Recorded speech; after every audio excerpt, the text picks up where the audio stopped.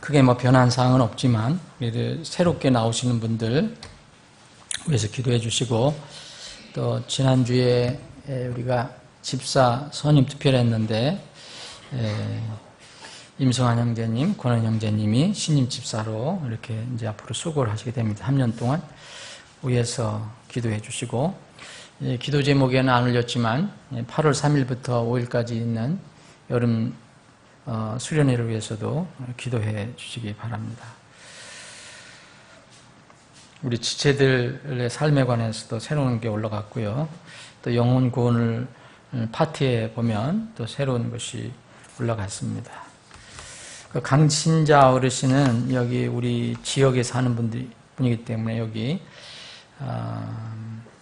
감정동에 살고 계신 분이기 때문에 가까이 사는 분들이 교회에 이렇게 잘 이렇게 정착이 돼야지 우리 교회가 앞으로 튼튼하게 설 수 있습니다. 위에서 기도해 주시고, 교회 나오실 때 관심을 갖고 이렇게 사랑으로 교제해 주시기 바랍니다. 말씀 나누고 다시 기도하는 시간 갖겠습니다. 자, 오늘 계속해서 요한복음 17장, 요한복음 17장. 오늘은 지난주까지는 이제 제자들, 예수님 앞에 있었던 그 당대의 제자들, 중심은 이제 사도들이겠죠. 12사도들을 위해서 기도한 그런 내용이었고요. 오늘부터는 20절부터는 이제 그 제자들이 앞으로 복음을 선포하고 그 복음을 받아들이고 구원받을 사람들, 미래의 제자들을 위해서 주님께서 미리 기도하신 내용을 보겠습니다. 제자들의 말을 듣고 앞으로 믿을 사람들을 위한 기도 내용입니다. 20절부터 제가 23절까지 끝까지 하기는 어려울 것 같고요. 제가 읽겠습니다. 요한복음 17장 20절입니다. 내가 이 사람들만을 위해 기도하지 아니하고, 이건 예수님께서 지금 아버지께 기도하는 내용입니다. 이 사람들은 그 주님께서 그들, 바로 그 예수님 앞에 있었던 아버지께서 세상에서 내게 주신 사람들 관합니다. 6절부터 시작된 거죠. 제자들을 관해서 얘기한 거고요. 자, 이 사람들을, 내 제자들만이, 지금의 현재 내 제자들만을 위해 기도하지 아니하고 그들의 말들로 인하여 나를 믿을 자들도 위해 기도하오니 이것은 그들이 다 하나가 되게 하려 함이니이다. 아버지여, 아버지께서 내 안에, 내가 아버지 안에 있는 것 같이 그들도 우리 안에서 하나가 되게 하사 아버지께서 나를 보내신 것을 세상이 믿게 하옵소서.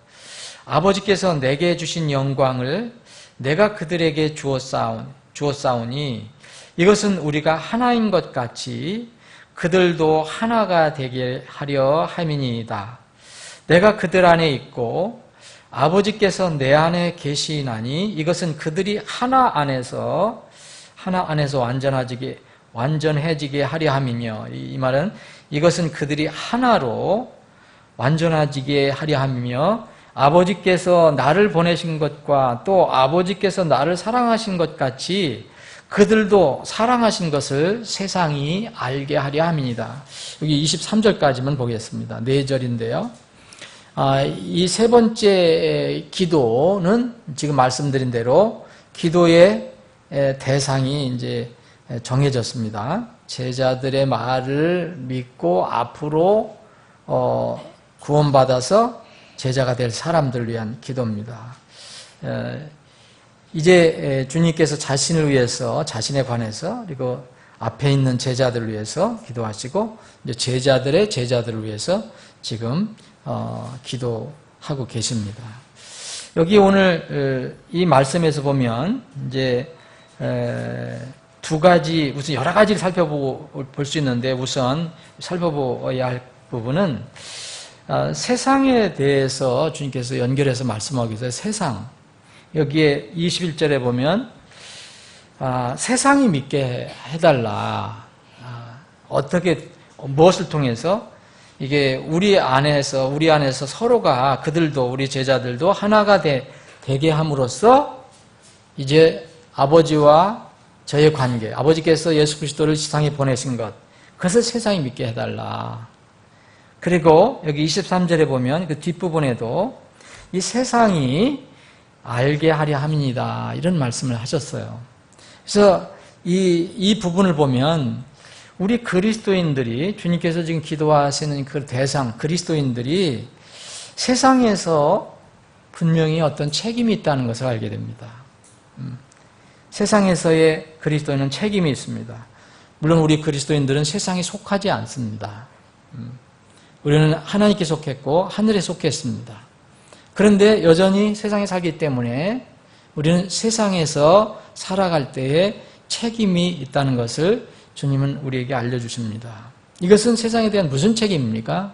세상을 우리가 개혁하고 세상을 완전한 어떤 정의로운 그런 땅으로 만드는 우리는 그렇게는 할 수가 없습니다. 다만 세상에서 우리의 정결을 유지하고 그 세상에서 분리하고 이런 것을 통해서 우리가 아름다운 본을 보여줌으로 인해서 우리가 하나님의 자녀의 본을 보여주심으로 해서 세상이 깨우침을 얻게 하도록 그래서 세상이 믿게 해달라고 세상이 알게 해달라고 그렇게 주님께서 기도해 주셨습니다. 만약 우리가 이 세상에서 산다고 할 때에 이제 분리한다고 할 때 세상 사람들하고 전혀 말하거나 이렇게 같이 지내는 것을 완전히 안 할 수가 없습니다. 분리라는 것은 그들의 악과 그들의 불신앙에 동참하지 않고 분리된다는 것이지 그들이 사는 곳에서 완전히 격리된다는 걸 얘기하는 것이 아닙니다. 그래서 중세의 수도원 생활이라든지 지금도 잘못 생각해서 세상이 싫다 해서 산속으로 들어가나 하는 것은 사실 그건 개인 자유지만 우리 그리스도인에게는 어울리는 것이 아닙니다. 왜냐하면 우리는 세상에 가서 살되 세상에서 소금과 빛의 역할을 해라고 주님께서 말씀하십니다. 그것이 우리의 책임입니다. 그래서 주님께서 지금 기도하시면서 세상이 그들을 통해 세상이 믿게 해달라고 세상이 알게 해달라고 이렇게 말씀하고 계십니다. 여기 물론 그들의 말들로 인하여 나를 믿을 자들 이 사람들에는 여러분들과 저도 포함되어 있습니다. 당연히 포함되어 있습니다. 예수님께서 고난 받으신 것 같이 사도들도 핍박을 받았고요. 사도들이 전한 복음으로 구원받은 1세기 이후의 모든 그리스도인들, 예수님 재림하실 때까지의 모든 그리스도인들, 주님의 제자들도 사실은 예수님처럼 제자들처럼 사도들처럼 진리 때문에 핍박과 어려움을 겪을 수 있습니다. 그래서 우리는 모든 제자들은 시대에 상관없이 주님의 제자가 됐다면 모든 제자들은 모두 예외 없이 주님의 긍휼과 은혜가 필요합니다. 그래서 사실 우리가 날마다 기도하는 것입니다. 매 시간 기도하는 것입니다. 이 땅을 살아갈 때 우리가 큰 어려움을 겪지 않아도 내일 일을 우리가 알지 못하기 때문에 주님의 긍휼과 은혜를 날마다 구하는 것입니다. 그런데 우리는 이 땅에서 적든 크든 여러 가지 시련을 겪게 됩니다. 피할 수 없는 것입니다. 그럴 때는 정말 더 말할 것도 없습니다. 우리가 왜 주님의 은혜와 긍휼을 구해야 할 것인가? 세상에서 알려지지도 않고 또 가장 작고 보잘것없는 그리스도인이라도 신자라고 하더라도 만약 그런 사람이 있다 하더라도 이 말씀에 의하면 그들의 말들로 인하여 나를 믿을 자들 이걸 다 총체적으로 이야기하고 계시기 때문에 아무리 작게 보이는 신자라도 보잘것없는 사람처럼 세상에 보이더라도 예수님의 기도의 대상이 된다는 거죠. 예수님의 그 은혜에 우리가 그 안에 들어갈 수 있습니다. 이런 사실을 안다면 예수님께서 우리와 같은 연약한 사람들을 위해서 잊지 않고 기도하신다는 사실을 우리가 안다면 이것은 우리의 큰 기쁨과 힘이 됩니다. 특히 어려움을 당할 때, 고난을 당할 때, 시련을 당할 때 우리는 이러한 말씀을 기억하고 더 주님께 그분의 긍휼을 구할 수가 있습니다. 다른 일을 위해서 이렇게 중보기도 한다는 건 참으로 귀중한 영적 활동입니다. 예수님께서 지금 누구를 위해서 기도하고 있습니까? 다른 사람을 위해서 기도하고 있습니다. 저도 여러분들도 각자 여러분들을 위해서 또 저를 위해서 기도해 주는 경건한 그런 성도도 있을 것입니다. 저에게는 저를 위해서 기도해 주는 동역자들이 분명히 있습니다. 그들이 저한테 위해서 기도해 준다고 이야기합니다. 그래서 합니다. 그들이 실제 기도하는지 안 하는지 저는 모르지만 나를 위해서 기도해 준다고 하는 동역자들이 있습니다. 또 친구들이 있습니다. 믿음의 친구들이 있습니다. 성도들이 있습니다. 우리 선교사님들, 우리가 지원하는 선교사님들도 보면 꼭 우리 교회와 사역자를 위해서 기도한다고 보내옵니다. 그들의 기도는 저에게는 보석과 같습니다. 하물며 하나님의 아들 예수님께서 나를 위해서 기도하신다는데, 여러분들을 위해서 기도하신다는 게 얼마나 큰 힘이고 큰 기쁨입니까? 이건 놀라운 축복입니다. 세상 사람들이 알 수 없는 것입니다. 예수님께 승천하시고 하나님 아버지 우편에 앉아 계셔서 하시는 일은 요한일서 2장 1절에 보면 우리가 혹시 넘어질 때, 죄를 지을 때 여전히 주님께서 우리를 위해서 변호하고 기도하신다고 약속해 놓으셨습니다. 이 지상에 계셨을 때도 베드로가 어려움에 빠졌습니다. 그럴 때 이 마귀가 그의 마음을 흔들었을 때 누가복음 22장을 보면 예수님께서 베드로를 위해서 내가 너를 위해서 기도한다. 우리가 이 세상에서 믿음을 가지고 살아갈 때 눈으로 보지는 못하지만 분명히 주님께서 이렇게 분명하게 말씀하신 사실 굳게 믿으면 여러분들은 힘을 얻을 수 있습니다. 그리고 사랑하는 여러분, 여러분들은 여러분 자신을 위해서 기도해주는 사람, 기도하는 사람이 있는가 한번 생각해 보십시오. 여러분들이 아무리 좋은 친구가 많고 친한 친구가 있고 지인이 있고 뭐 가족이 있고 그렇다 하더라도 그들이 여러분들을 위해서 하나님의 긍휼을 중보기도 하지 않는 사람들이라면 여러분의 사귐은 불타버릴 땅에 속한 것입니다. 하늘에 속한 사귐을 해야 합니다. 하늘에 속한 교제를 해야 합니다.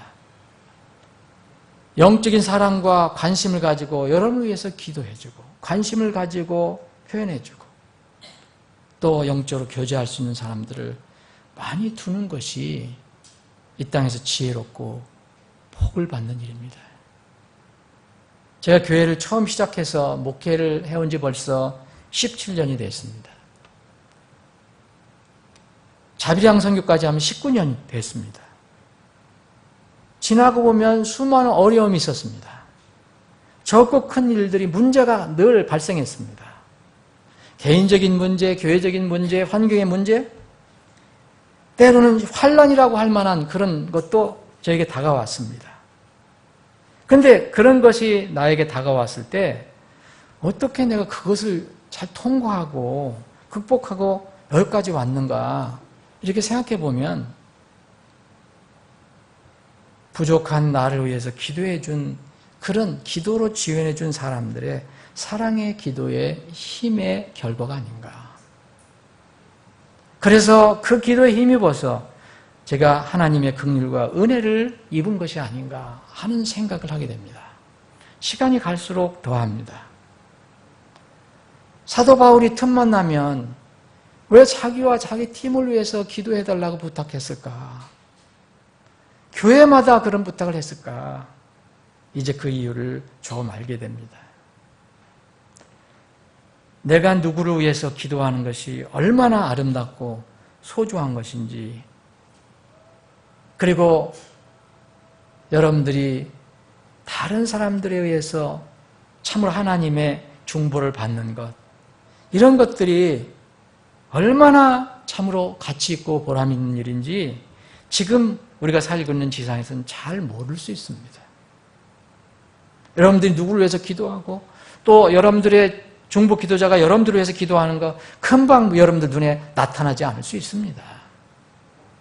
그러나 우리가 천국에 가면 다 알 수 있습니다. 아, 천국에 가면 모르는 것이 없게 됩니다. 다 알게 됩니다. 아, 이 형제가 그때 나를 위해서 기도했구나. 저 자매가 나를 위해서 기도했구나.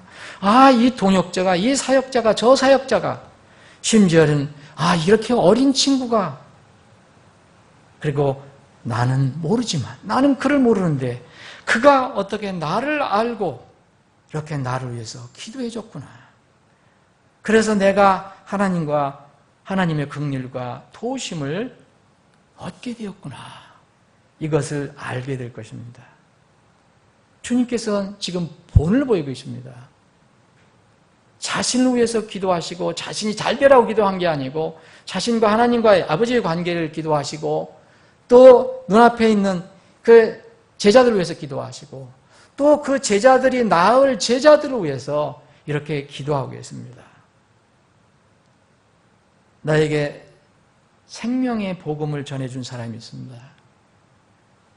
그 사람은 제가 젊었을 때 생명의 복음을 전해준 사람은 내가 그리스도의 군사로 이렇게 태어날 수 있도록 해준 생명의 은인입니다. 여러분, 생명의 은인을 잊어버리면 안 됩니다. 나를 위해 또 기도해주는, 현재 나를 위해서 기도해주는 사람은 영적 싸움터에서 내가 그리스도의 군사로 싸우고 있는 나의 영적 지원군입니다. 여러분들은 지원군이 필요합니다. 저도 필요합니다. 그리고 여러분들은 또 지원군이 되어야 합니다. 저도 지원군이 되어야 합니다. 동시에 또 그 전에는 우리가 다른 사람의 생명의 은인이 되어야 됩니다. 물속에서 건져주는 게 아니고 불 속에서 건져주는 게 아니고 지옥에서 건져낼 수 있는 그런 복음을 전하는 은인이, 생명 은인이 되어야 합니다. 주님께서 이 땅에 남을 제자들과 그들이 복음을 전해서 이제 앞으로 믿게 될 제자들을 위해서 기도해 하셨던 주제는, 오늘 우리가 읽은 부분의 주제는 뭡니까? 여러분 쉽게 이해할 수 있을 것입니다. 제자들의 하나됨입니다. 하나님께서 아버지와 이 예수님께서 하나 되신 것처럼, 예수님이 그들 안에 있는 것처럼 그들이 서로 하나가 되게 해달라고 기도하고 계십니다. 이 구절은, 여러분, 이 구절은 그냥 평범한 구절 같지만 많이 이용되는 구절입니다. 사용되는 구절이에요. 어디서 사용되느냐 하면 이른바 기독교 연합의 근거로 쓰이는 구절입니다. 이걸 기독교 연합이라고, 그리스도인들의 연합이라고 할 수 있지만 과연 이 연합은 어떤 성격의 연합, 어떤 종류의 연합이 되었는가 주의 깊게 생각해 보아야 합니다. 여기 주님께서는 하나됨이라고 했어요. 하나가 되게 해달라. 말 그대로 단어 그 자체, 하나됨, 연합이라는 말 자체는 믿음의 조건이 포함되어 있지 않습니다. 여러분, 누구든지 누구와도 하나 될 수 있습니다. 정치적으로 하나 될 수 있어요. 경제적으로 하나 될 수 있어요. 논리적으로 하나 될 수 있어요. 뭐 취미적으로 하나 될 수 있어요.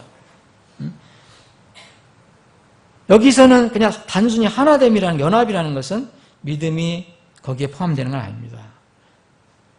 그래서 믿음과 진리 안에서의 하나됨이 아니고 조직적인 의미에서에만 연합이 될 가능성이 있습니다.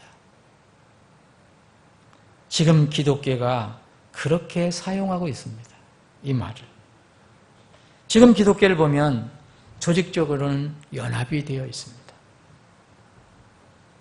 물론 16세기 종교개혁이 일어나기 전에는 외형적으로는 더 공고한 교회 연합체가 있었습니다. 바로 AD 313년 이후로 생긴 4세기 이후로 생긴 이제 로마 카톨릭입니다.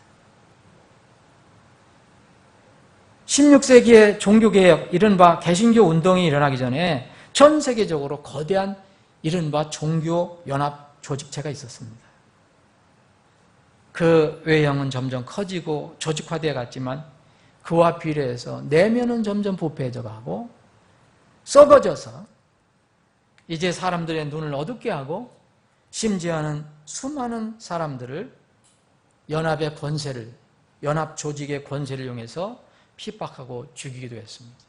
우리의 믿음의 선조들, 침례 성도들이 많이 그 희생물이 되었습니다. 주님께서는 결코 이러한 하나됨, 이러한 연합을 말씀하신 것이 아닙니다. 오히려 이런 조직은 주님께서 미워하는 대상이라고 했습니다. 여러분, 요한계시록 2장 6절 15절에 보면 두 교회가 나옵니다. 에베소 교회와 버가모 교회가 나오는데 여기에 니골라당을 주님께서 미워하신다는 말씀이 나와요. 내가 미워하노라. 그리고 니골라당의 교리도 내가 미워하노라. 주님의 미움의 대상입니다. 거대한 조직. 니골라당은 뭡니까? 인본주의로 조직한 성직 계급자 제도를 얘기합니다. 종교 조직을 얘기합니다. 그런데 종교개혁 불길이 일어나 이제 로마 카톨릭과 결별했잖아요. 이 개신교회가. 근데 그때가 언제입니까? 겨우 500년에서 지금 300년. 여러분, 이 루터가 종교개혁할 때가 1517년 이후로, 그래서 루터교가 세워진 때가 한 1520년대 되는데, 이때, 그리고 그 뒤로 루터교를 무시해서 이제 장로교, 뭐 여러 감리교 나오는데, 장로교는 1535년 이후, 또 큰 개신교 교단인 감리교는 1725년경 이후. 그러면 우리가 이 개신교가 시작된 지가 거기 로마 카톨릭에서 정말 해방받고 그걸 어떤 싸움의 대상으로 여기고 분리했던 때가 얼마나 됐습니까? 감리교 같은 데는 300년, 장로교 같은 데는 500년 남짓입니다. 근데 이것이 지나지 않아서 지금 다시 로마 카톨릭과 하나됨을 외치고 있습니다. 이들이 늘 내세우는 것이 바로 요한복음 17장 20절부터 23절에 있는 말씀이에요. 주님께서 이렇게 하나 되게 하라고 했다. 정말 오해하는 것입니다. 여러 가지 기독교 계파가 서로 믿는 바와 믿음의 실행이 달라요.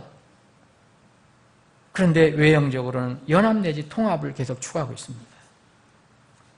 여러분, 실행은 제쳐놓더라도 아주 기본적인 하나님의 가르침, 예를 들면 구원의 도리, 어떻게 구원을 받는 것이냐, 성경에 대한 믿음, 도대체 성경에 대해 어떤 믿음을 갖고 있느냐, 이거 진실로 하나님 말씀을 생각하냐, 아니면은 정말 이건 우화가 들어가 있고 사람이 적당히 쓴 거냐. 많은 교회들이 그렇게 믿고 있지 않습니까? 실질적으로는 하나님과 그리스도에 대한 믿음, 예수 그리스도가 어떤 분이냐, 하나님을 실제로 믿느냐, 이런 믿음이 서로 명확하게 다른데도 교리는 서로 달라도 그건 이야기하지 말고 사랑으로 하나 되자의 슬로건으로 모입니다. 바로 이 구절을 중심으로 해서 늘 주장하는 것이 이것입니다.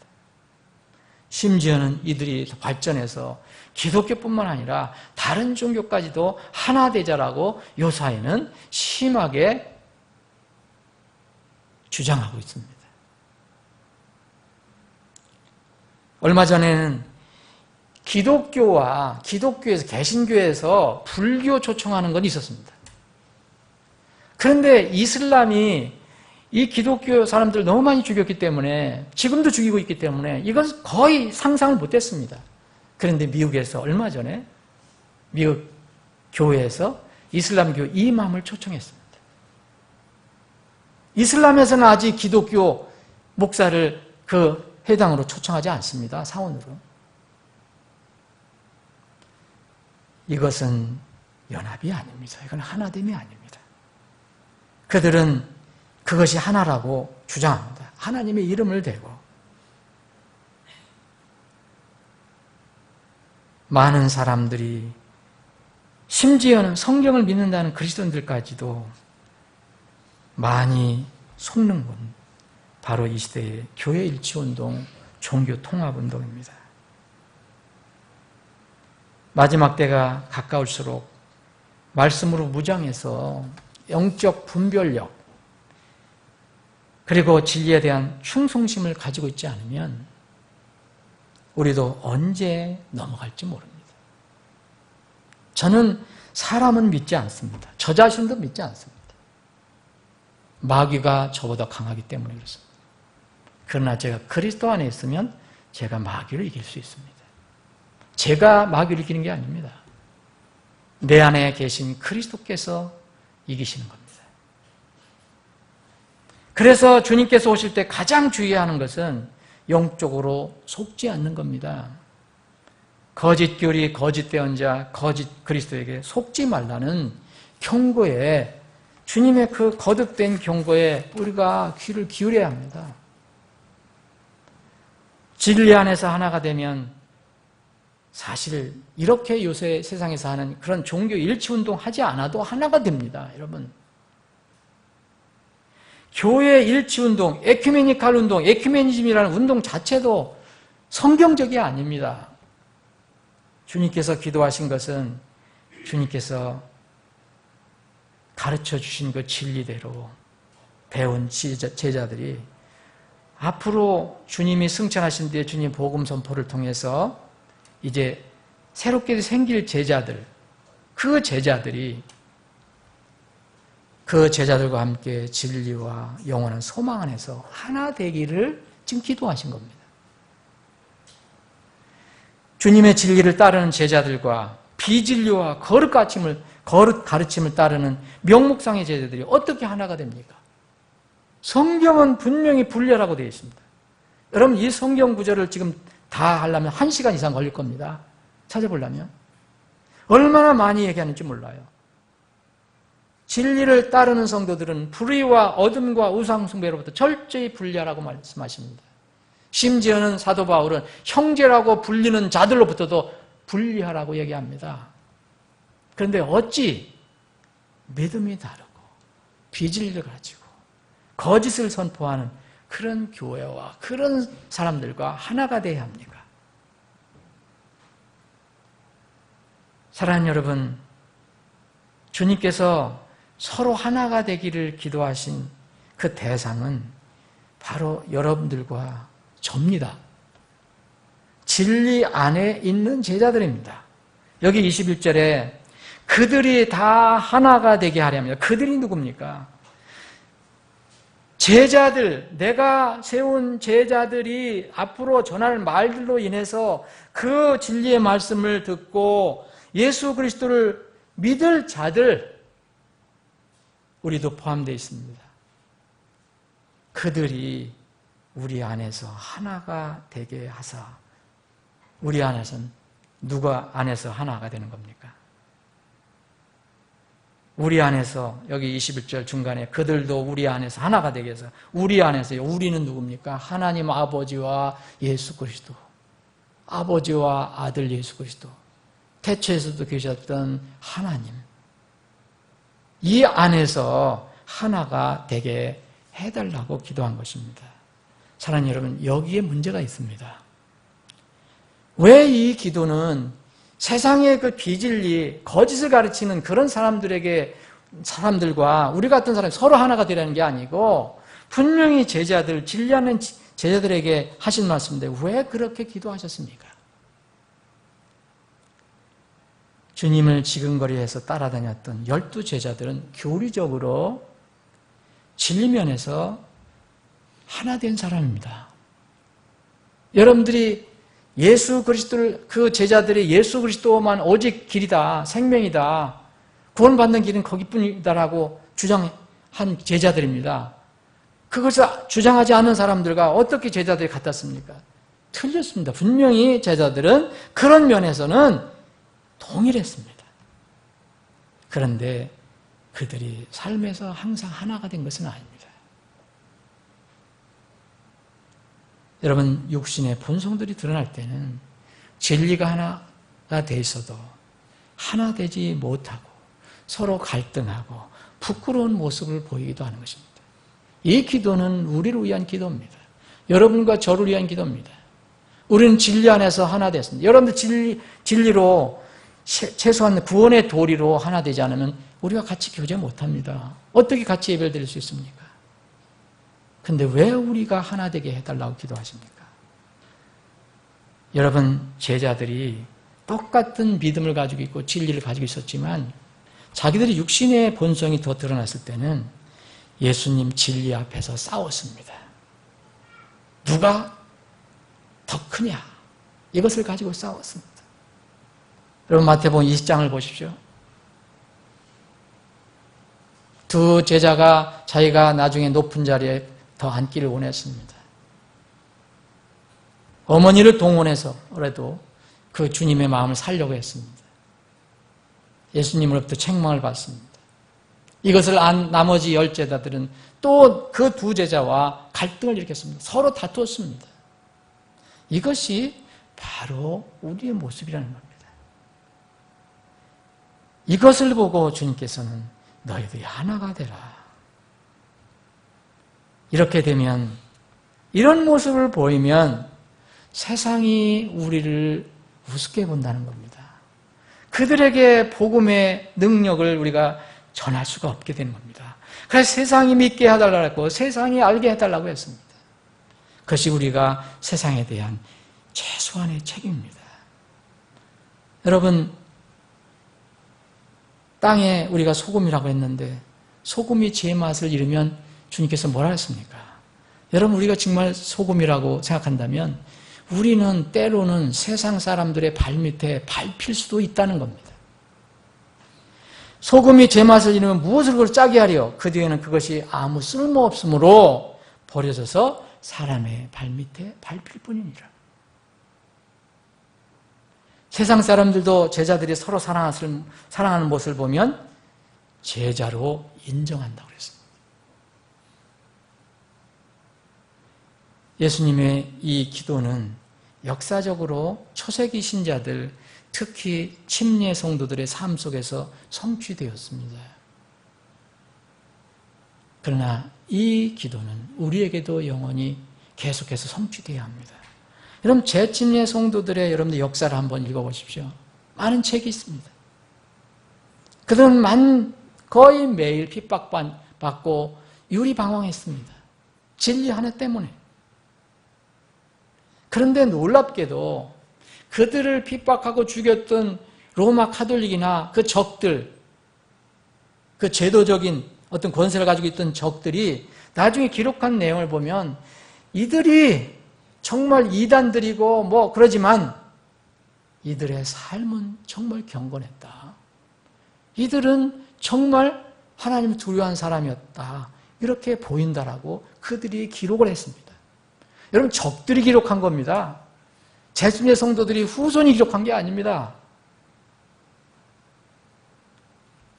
바로 세상이 알게 됐습니다. 이 기도는 역사적으로 한번 이루어졌습니다. 그런데 여전히 주님께서는 지금도 우리에게 서로 사랑하라고 합니다. 하나가 되라고 합니다. 내가 너희를 사랑한 것 같이 너희도 서로 사랑하라. 너희가 서로 사랑하면 이로써 모든 사람이 너희가 내 제자인 줄 알리라. 사랑하는 여러분,